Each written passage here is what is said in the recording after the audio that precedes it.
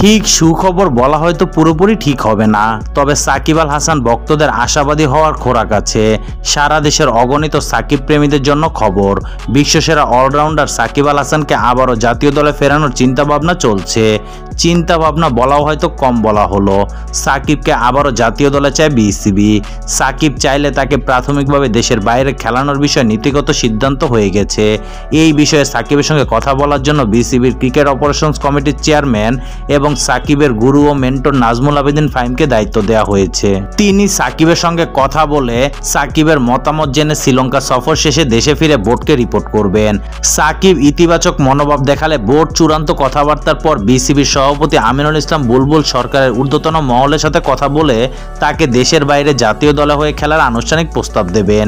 এটুকু হয়তো কেউ কেউ এটাকে আকাশ কুসুম কল্পনাও ভাবছেন, মনে করছেন আষাঢ় মাসে আষাঢ়ের গল্প বুঝি।